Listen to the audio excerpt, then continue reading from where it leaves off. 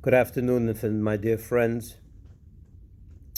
Many of you have returned to me over the last few days to share with you some words of wisdom in light of what's the situation that we're all living through. Hunker down in our homes or in our offices or whatever it may be, but away from others. And it's hard to wrap our minds around such an unprecedented reality that we're living through. So as always, Jews turn to the Torah portion to gain some wisdom. So it's interesting and ironic also that this week's Torah portion actually talks about the mitzvah to build for God a sanctuary, a temple where He can rest His presence. And in the beginning of that, in the opening words of the instruction to build a temple, God says, "V'asuli mikdash v'shachamti besocham," make me a sanctuary, and I will dwell in them. And the rabbis point out that it should have said in it. Why does it say in them? In the plural, we're talking about one temple. And the rabbis give an interesting answer, but let me elaborate. Once the temple was destroyed, this temple that Moses built, and later King Solomon built, the first temple, the second temple, that was the epicenter for the spiritual center of the Jewish people. But then the temple was destroyed, and the rabbis substituted the temple for the synagogues and the houses of study that were spread around the Jewish world for thousands of years, now for 2,000 years. And here we are for the first Shabbos in history that all synagogues and all Jewish centers and all houses of study are sadly going to be closed. This Shabbos, the first time in Jewish history. There won't be a synagogue open. And we're forced to go into our homes and stay there, daven there, pray there. But here's the interesting thing. And please pay attention.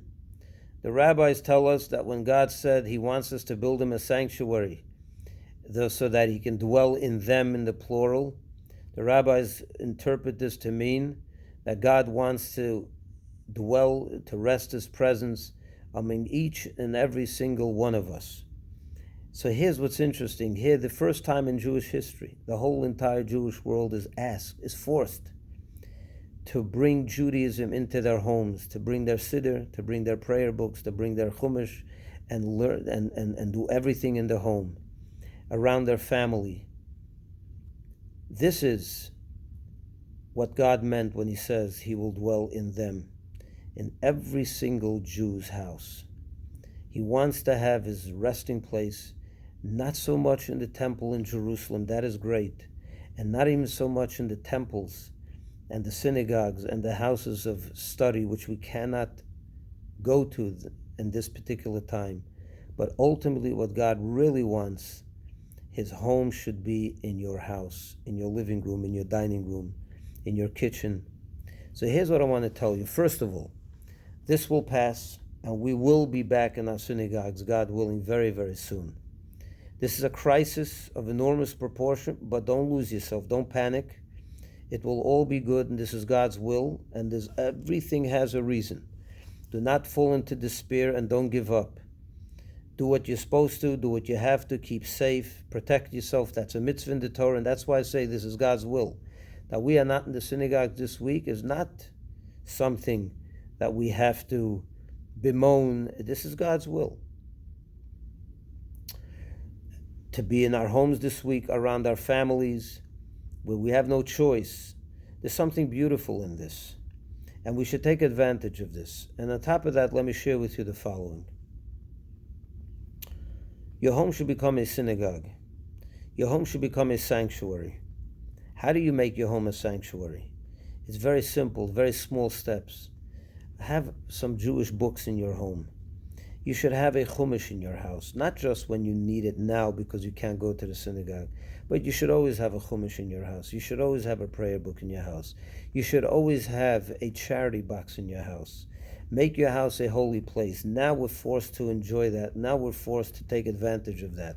But when we will leave our homes and we will go back to the synagogues, go back to life as we knew it till now, Remind yourself what life was when we were home. Keep that holiness there. And this is a great time to stock your house with some Jewish items. Buy some holy books. Put a charity box in your kitchen. Put a charity box in your bedroom, so that you should always be reminded of these small mitzvahs or big mitzvahs that we can do. And take advantage of this precious time where God is telling us, I want to be with you in your home. See the beauty in that, because there is something really beautiful. Shabbos, this is the first Shabbos we're all going to be home. Light the Shabbos candles tonight at 7:15. Don't do it late.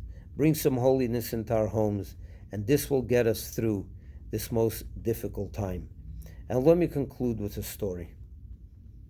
It's about the two holy brothers, Rabbi Zusha of Anipoli and Rabbi Elimelech of Lizhensk. They lived about 250 years ago. And they had the custom to wander in the cities and the towns and the hamlets and to encourage Jews. They were holy, holy men. And they would go present themselves as beggars. No one knew who they were. And they sat down once in a street begging and collecting funds.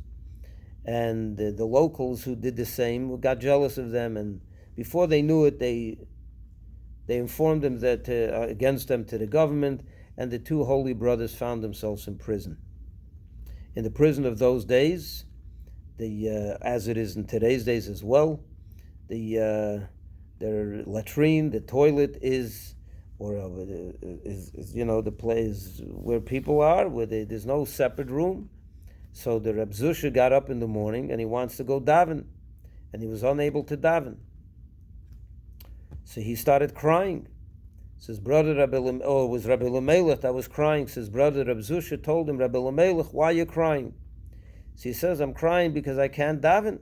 I'm not allowed to daven over here. There's a bathroom, a toilet bowl, or whatever it was. So Reb Zusha tells Rabbi Elimelech, he says, why are you crying? Who told you to daven? Was it not God that told you to daven? So he says, who's telling you you're not allowed to daven? It's also the same God that's telling you you're not allowed to daven. So just like you prayed to God with joy, you should not pray now in fulfillment of God's will with the same joy.